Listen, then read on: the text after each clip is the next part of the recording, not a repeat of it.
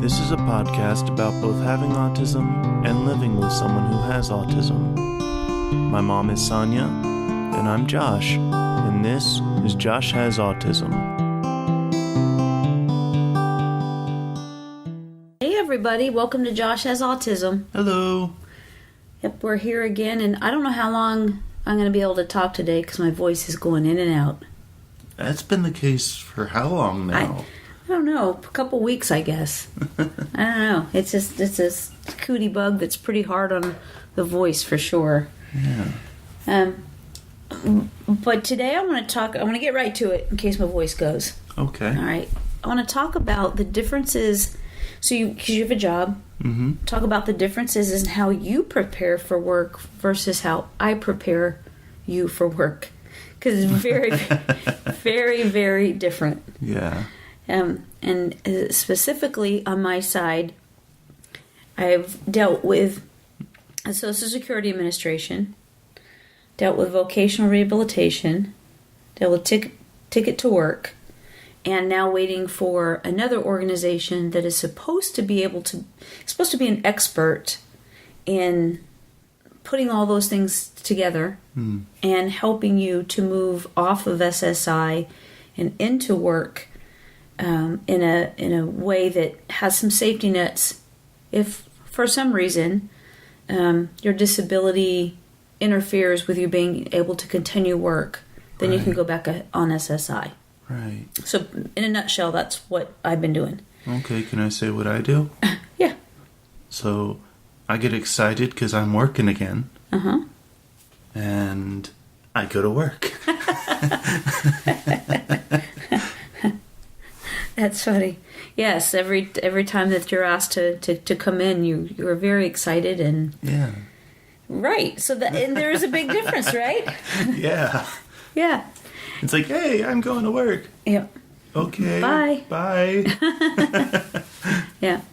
And all of the... I just call it red tape. Red tape. And that is all the bureaucracy of getting things in order and set up in such a way that you're covered for you personally, like I just said, in case for some reason you'd have to go back on SSI, which nobody wants that to happen. Right. But you always, try to have a safety net there. Yeah. So in the meantime, while you just get ready and go to work, I'm talking to all these different people in these different agencies, and it can be very overwhelming. It can be very frustrating because so far I've been given 3 different takes and viewpoints from people in the Social Security Administration on how this works for you.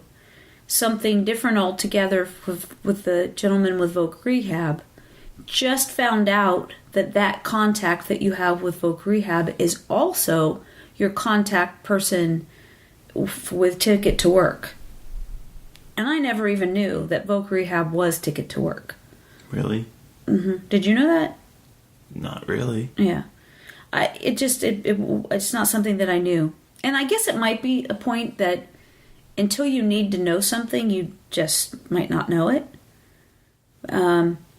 But it just seems like that's kind of like a big one, that why didn't I know that was the connection there? And even when I called Ticket to Work, I'm glad that your Voc Rehab person is also your Ticket to Work person. Yeah. Because when I have called Ticket to Work, it was not a pleasant experience.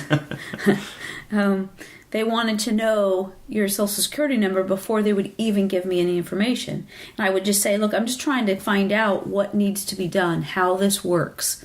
Is there paperwork that needs to be filled out first? Who do we contact? What do we need to let you know? What's it about? Even the title, Ticket to Work, what is all, what does covered? It encompass? Yeah. What does it cover? What's under that umbrella of Ticket to Work? They wouldn't talk to me at all unless I gave them your Social Security number. And I was just, It's weird. It is weird. It is weird. It's like, so to get any bit of information was impossible without them making changes to your documentation. And, I didn't want to do that. That made me very uncomfortable. That was one of the things that I've been battling with. Otherwise, just long telephone waits that sometimes end in getting hung up on.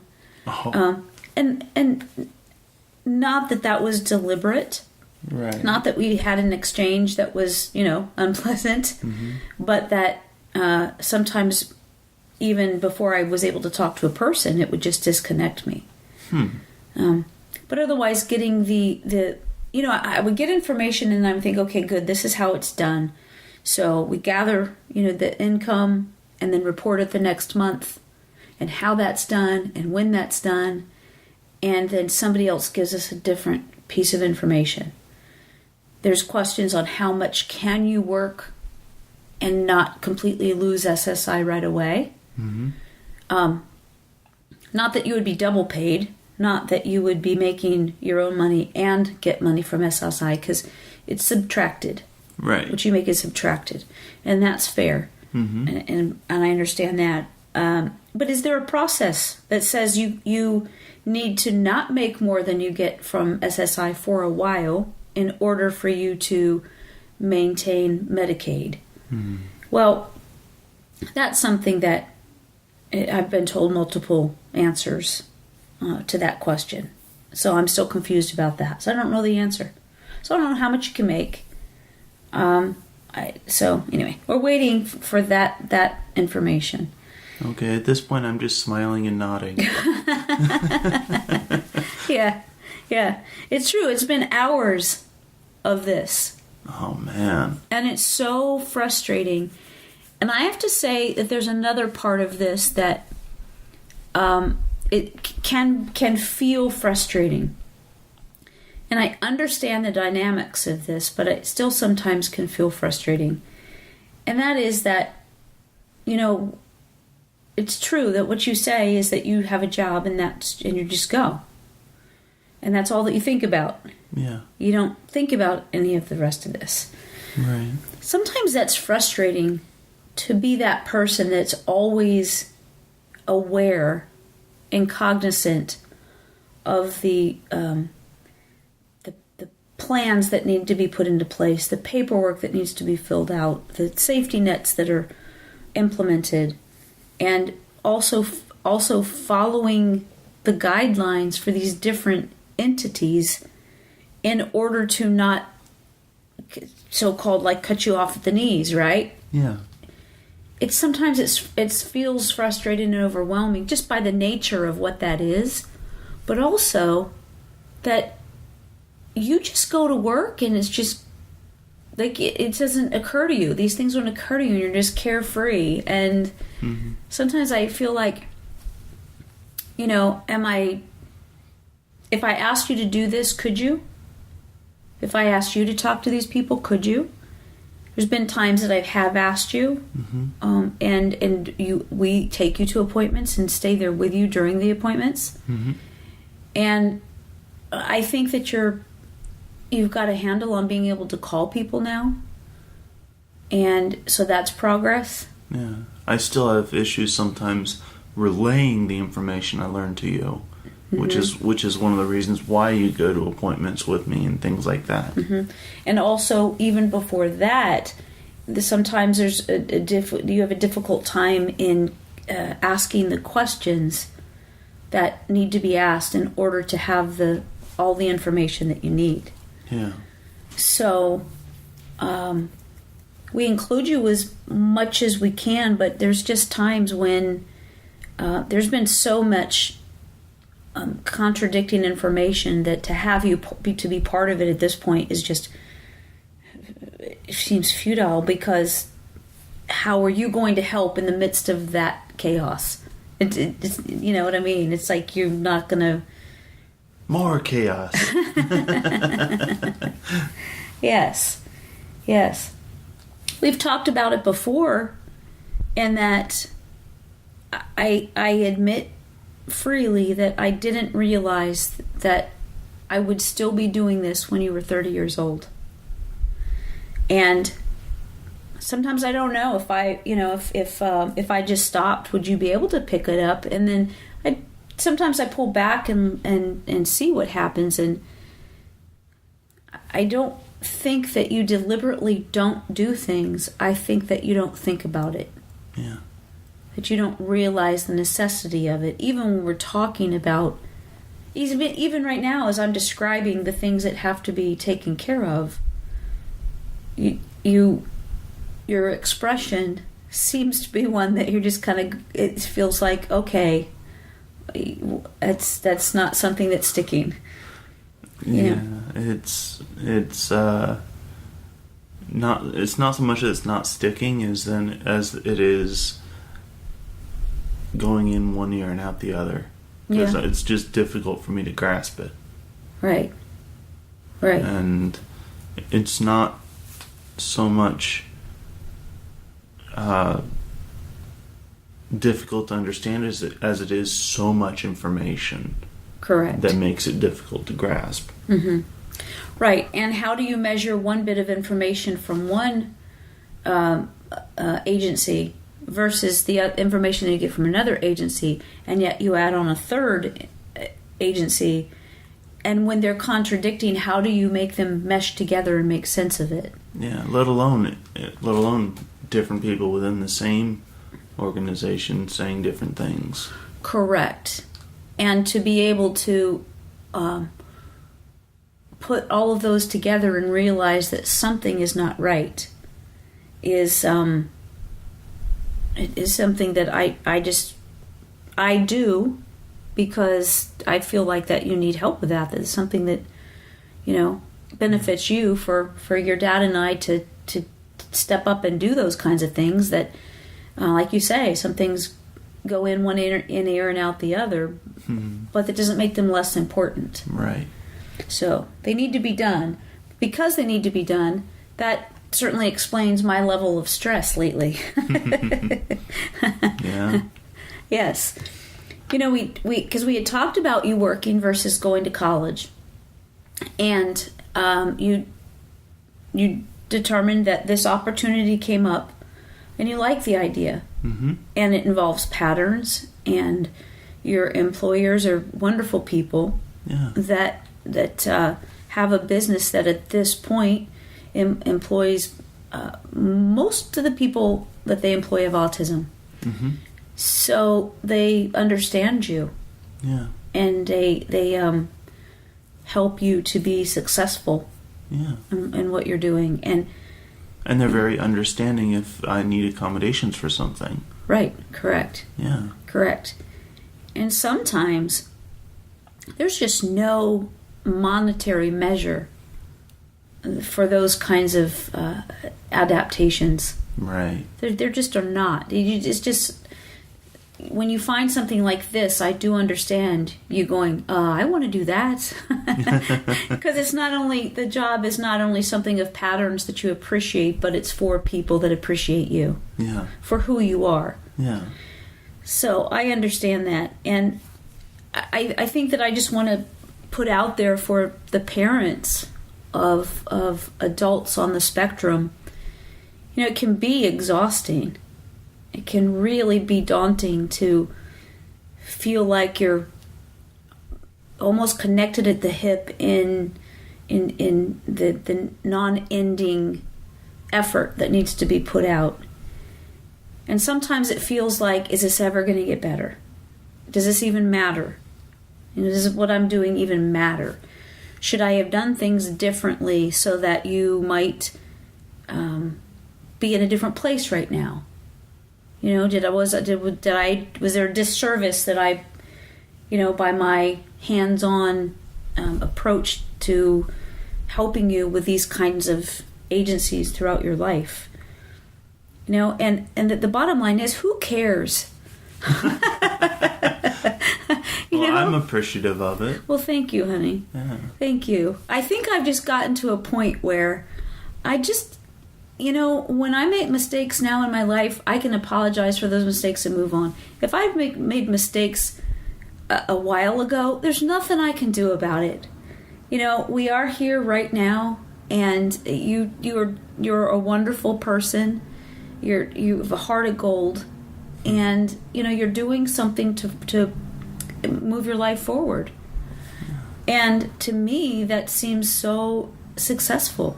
You know what I mean? So there's been times where I would beat myself up, like, well, could I have, or should I have done things differently to instill better understandings on your behalf, so that you might be able to handle these things more.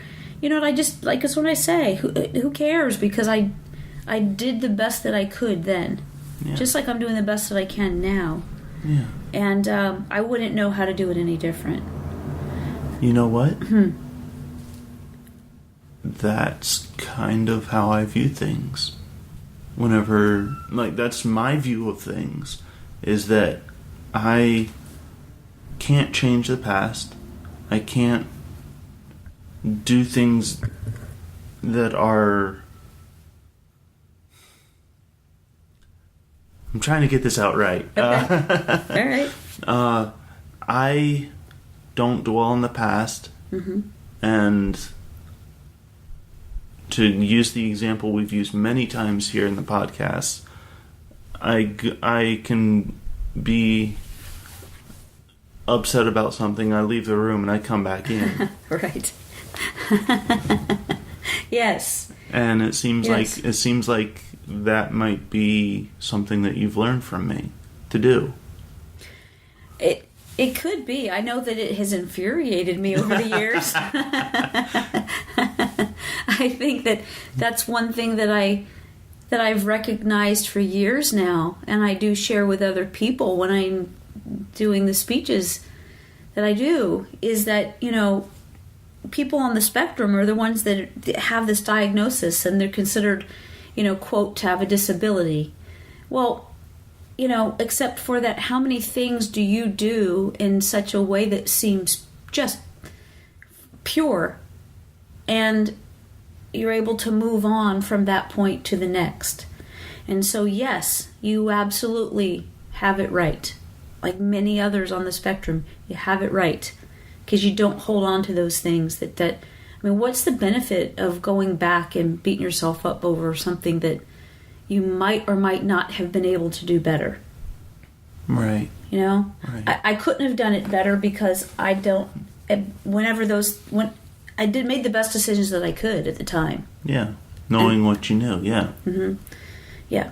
And that's as good as I could have done. Mm-hmm. And when I did not live up to that expectation, there's still nothing I can do about it, so who cares? So maybe I did get that from you. There is something that I want to ask you about and mention when it comes to this that feels different for me, and I am aware of it. I talked to Dr. Ogilvy about the situation. So I feel like this might be something across the board for people on the spectrum, and understanding that everybody's an individual. It might be more or less. But oftentimes, we'll just talk about you, but I make the point that this just seems like it's a broader population than just you, of those on the spectrum. You'll have an idea of something and want to move towards something, and you voice that, and so we take action, and again, we, like this time, we fill out paperwork, we take you to places, we on your behalf communicate with people, we try to gather all the information and documents that you would need for something, and then it's taken a lot of effort, a lot of energy, and we're like, okay, we're behind you on this. And then you go, I'm done with that. Not in so many words, but yes. Yes, right. Yeah. And I laugh about it because I've already cried about it. Don't need to repeat that. Because it can feel very, very frustrating and exhausting. So on the caregiver's side, and in this case on my side, and on your dad's side, when we have stepped up because you said you wanted something, and then it seems to hit us out of nowhere that you've changed your mind. Could you just elaborate on, if it's even possible, on that process for you and what happens? Because while it looks like it's all of a sudden, my guess is that it's not. It is not. Okay. I just don't think to mention it to you guys or any earlier. Okay. Is there a way that you could begin to start mentioning things earlier? Maybe. I mean, I can't think of a way right now. Okay. But I'm not saying it's not impossible. So if I'm asking you that, because in the past I've said to you, when we've gone through these scenarios, and honestly, I mean, it's happened so many times, and the reason that it's significant, and we're talking about it with you, is not that this is so unusual, because people change their minds all the time. People go down, start going down a path, and they go, this isn't really what I thought it would be, and so I'm going to let go of that. Mm-hmm. Or they find that, I thought it was this, but it's actually this other direction that makes more sense and feels right to me, so I'm going to do that. Right. It happens with relationships when people date, and then, it's just not clicking, so they stop dating. Mm. So what I'm talking about with you is not unusual for people. What I'm talking about specifically is because you need our help on the peripheral. So you make your decisions, you see what you want to do, then you convey to us what you want to do, and then we're out here doing all the legwork to help you to do this thing that you said you wanted to do. Yeah. Okay. Because of that, it can feel frustrating and overwhelming and for nothing. A lot of effort put out for nothing. Not that that's the case. I'm just saying what it feels like sometimes. Right. One of the things that happens is, or that sometimes happens at least, is that I am, the word isn't embarrassed, but it's something similar to that. That I'm ashamed. Okay. That it's not working out, and I don't want to upset you guys, so I don't tell you. Okay. So that's one thing that sometimes happens. Okay. So what? Okay. And so I keep it internalized, and then it finally comes out, and it's like, what, really? On your end. Right. Right. And so during your life and your sister's life, for both of you, like I said, whether I've done things right or I haven't, it feels like there's been an effort that's been made for you to feel like you can thrive, like you can flourish in whatever it is that you want to do. We're here to support you and back you up. And if something doesn't work out, it doesn't work out. I was thinking about this recently, how in a podcast in the past, you said that you feel like a failure in some things. Mm-hmm. And that's not ever a word that we've ever used to you, and not even when we're talking about you. Right. When Dad and I are having a conversation about you and what's going on, we have never used that term. Right. Because it's just not how we think about you. Right. It's something that I personally sometimes feel Okay. based off of past experience. Explain that. I've tried college 4 times. Yes. And it did not work out for me. Mm-hmm. And at this point, it feels like that I don't want to try college again because I have essentially failed so many times now. Not grade-wise, not necessarily. Mm-hmm. Right. But just that I've failed at trying college. Mm-hmm. And my mind just doesn't work the way that some of the professors want me to, or this, that, and the other. Sure. And it's very disheartening Mm-hmm. to try and keep going with something that isn't working. Right. And what happens is though, you can try something over again, and unless there's a different approach or a different way to move through something, oftentimes just the maturity can be enough to make a difference.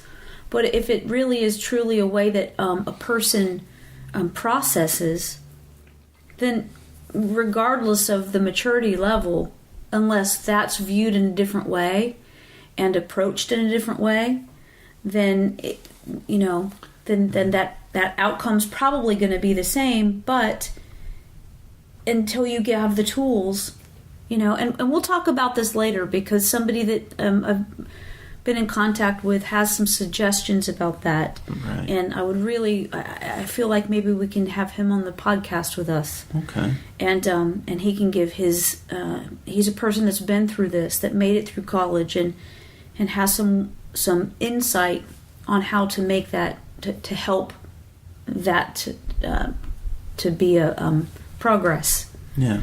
I'm reminded of a quote from Einstein.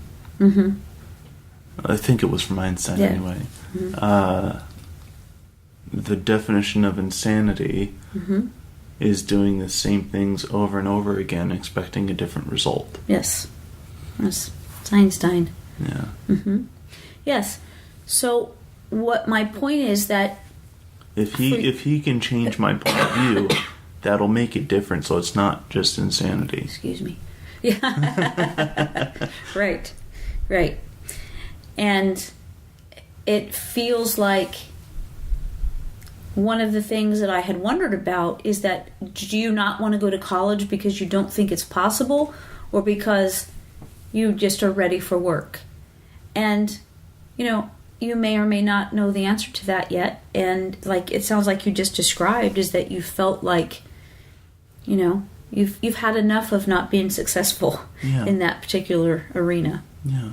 And well, the reasons you just gave, it's a mixture of both of them. Okay. I am ready to finally do something to be successful, and just do something rather than Try something. Yeah. Right. I understand there's a difference in that. Yeah. Yeah. Yeah. That's not to say that this Excuse me. job isn't me just doing something to do something, because this is something that I'm enjoying doing. Right. And it has rules, it has patterns, Mm-hmm. it has guidelines that I need to follow, Mm-hmm. and it's working out really well for me. Mm-hmm. Right. And again, all of that is so important, and equally important is that the owners of this company, understand you. Yeah. and that's just huge. Yeah. And I, as a matter of fact, and I can't remember the name, but this company just won an award. Yeah. And it was a mouthful. It is a mouthful, and I've asked them to come onto and do a podcast, and they've agreed. So we will have them on very soon, and I'm so excited about that. Yeah. They're doing such a great job with employing people with autism. Yeah. It's phenomenal, the work that they're doing. So, at any rate, there's a part of me that goes, wait, how do you feel, how are you feeling like crummy about what you've tried when at least you tried? And that's my view on it. That's how I view you. That's how I view the things that you've done. So for you to have a negative, and it's because I'm your mom. I don't want you to feel crappy about anything, But I understand what you're saying. Yeah. I would like to make a point of something, though. Okay. That is that I may be able to let things go very easily. Mm-hmm. It doesn't mean that I forget what I've gone through, what I felt. Okay. I just wanted to make that clarification because... It's a huge clarification. Yeah. Right. Because, we've been saying, I leave the room and I come back in and everything's okay. Right. It doesn't mean that I forget it. Mm-hmm. It just means that I've accepted it and moved on. And does that tend to be the case for bigger issues like going to college? Because I've seen before you actually not holding emotion that would be something that's happening right in front of you. And it doesn't seem to be that you've been having the emotion. We're laughing because Josh's Nana is calling me right now, and I'm trying to muffle the sound in the blanket she's covered up in. Yeah. So yes, it's on silent, but it was still doing a buzzing sound, so I was trying to... Well, so much for not letting that influence what I was saying. Yeah. So, let me repeat that, because I got distracted. I think it's a very good point that you're sharing, that these things that happen in your life, you don't dwell on them and hold on to that emotion, but you still remember how that felt. Yeah. And what I'm saying, asking you, is there seems to be those occasions when you really don't get drawn into what could be just called drama. Mm-hmm. You don't get drawn into it. You're even if you can be even if you get upset about something, you don't become invested in that state of being. Like the rest of us, where we can be grumpy all day, where when it's done, it's done. Yeah. And that's true in that case, right? It's just you're over it. Then I look you guys weird the rest of the day. Right. It's like, why are you still up on this? Right. Yes. Yeah, true. Well. So, this is something at this point in your life that we're taking you back to the idea of needing to take care of all the red tape that comes with major changes in life. Mm-hmm. And do you want to be more of a part of those? I know I've made them sound very appealing. Could you reiterate that, please? Sure. Do you want to take a larger role in communicating with Social Security? Or is it still something that you feel like there's a need for me to do that on your behalf?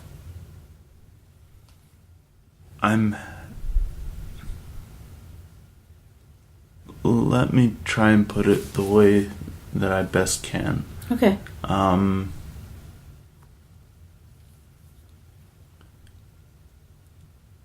I might be able to take a bigger role in it, but I still definitely want your help.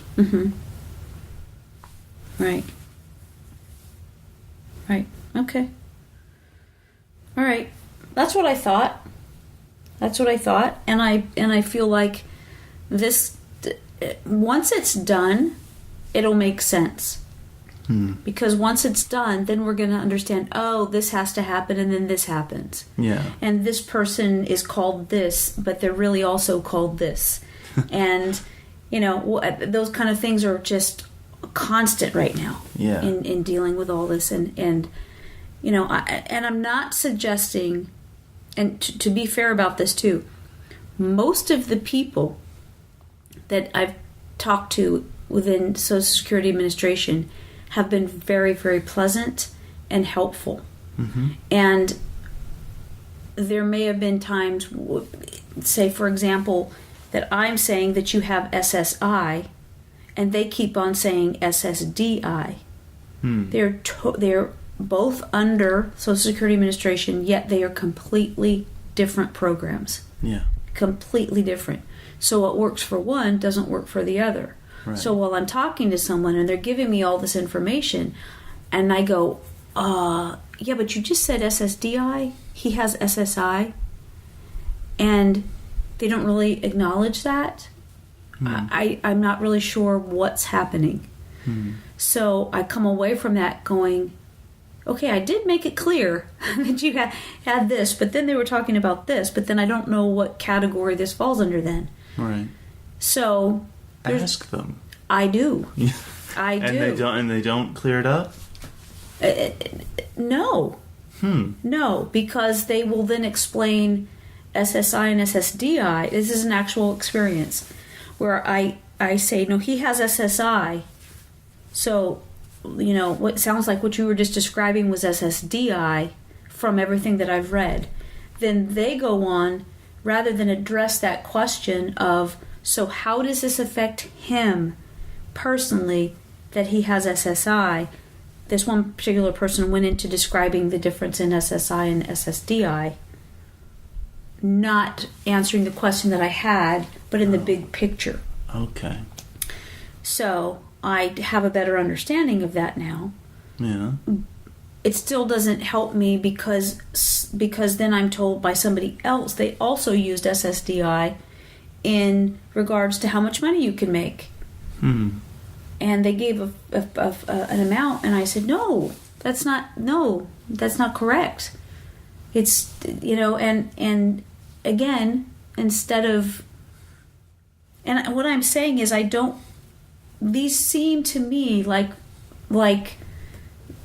people that are trying to be helpful, but they're giving me the information that they have, and I also, fully acknowledge and accept that maybe they're telling me the information that I need. It's just not registering in the context that I'm asking. So, at any rate, there's also times when the information totally contradicts. So, I feel like, yeah, I should probably still be helping you with this. Doesn't make it less stressful. Doesn't, but I would rather everything be in order and on time and already properly done. Yes, and in the process, rather than us try to go, oops. Yeah. That should have been done ahead of time. Yeah. Or that was, wrong information, or right. It feels like it's been like a whirlwind where I'm talking to lots of people and nothing is really sticking. Everything is just flying around, and I can't really make sense of it just yet. Right. I feel like that's about to change because I've talked to enough people and gathered enough information, and the website that I've read so many different bits of information. But it would just be nice if they could just say, in this book, on this page, this is where you want to find the information. instead of me having to look at thousands of pages Yeah. to find it. That would be helpful. Yeah. Yeah. So it sounds to me like work is going well. Yeah. Okay, cool. You like it? Yeah, I do. It's hard work, isn't it? It is. It is. And I just have to get back into the rhythm of doing work. Mm-hmm. And you feel a sense of accomplishment, right? Oh, yeah, absolutely. Yeah. Absolutely. Mm-hmm. I mean, pressure washing something like concrete, just seeing where you've already gone versus what it was, you can see a clear difference, even with water over top of both of them. Yep, that's true. That's true. I've seen that. Yeah. Yeah, I like it. Yeah. And that's very gratifying. Mm-hmm. And it's... I just enjoy myself. Mm-hmm. I saw... There was this thing that was posted that, of people just pressure washing. Mm-hmm.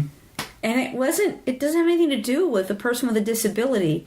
There's something about seeing that change and the rhythmic movement of it. It's just like, wow, that's really awesome to take the crud off and it just looks so clean and so that's really cool. I'm going to ask you about something again and we can wrap up. Okay. So we were talking about how it is that when you become aware of something not working for you anymore, or it not really feeling the way you thought it would, so you are losing interest in it. Right. Is there a pattern to that happening, or is there something that you can explain and express to me that would help myself and other people to see when this is coming? Not so much. I mean, I know that one of the things I would do would be I would try and find something else. Like, before I had even let you know that something was wrong with it or something like that, that sometimes I'd be looking for something else to try and replace it, so to speak. Mm-hmm. And that wasn't all the time. Right. But that was some of the time. And it made it all the more frustrating and difficult to try and to admit that to you guys that it was not working. Mm-hmm. Because not only did I not find something that could replace it, but it's just not working out to begin with. Right. Right. Most of the time, I say most of the time because, I don't remember every time. I would say all the time because that's what it seems like it is to me. Mm-hmm. But there is a pattern of me recognizing behaviors in you, and then I'm the one that comes to you and says, what's going on with this?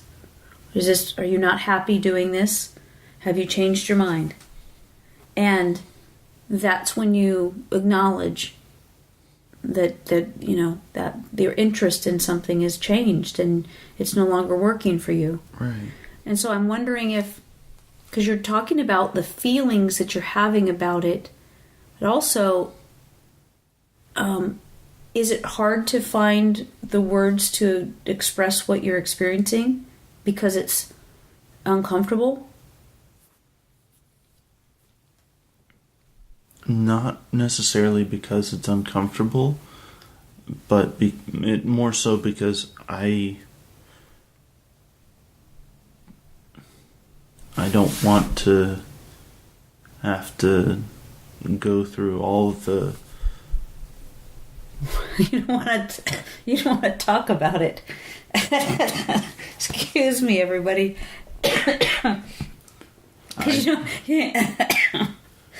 Sorry, I'm choking here. Excuse me. Right, you don't have to talk about it, right? You just want us to go away without the conversation. Because I absolutely hate the disappointment and it's like, not disappointment, but just... How many times has it been that this has happened, this exact scenario has happened, you changed your mind, and then we say, well, all you have to do is let us know. That's all you have to do is let us know. So I know, and then because I had not told you, even that makes me disappointed in myself. Oh no. Yeah. Oh no. Because I think that the part that has been, upsetting to me to hear is that that's not something that's part of our experience. We have not been disappointed in you in these things. Whatever it was. That's not been part of it. Right. It's just like, dude, let us know so we can quit working on your behalf. Yeah. I don't want to be spending my time doing this if that you're not interested in it anymore. Right. So that's where we're coming from. Mm-hmm. We're not you. We don't know how something feels for you. We don't know what is working for you and what isn't working for you anymore, really, without you telling us. Hmm.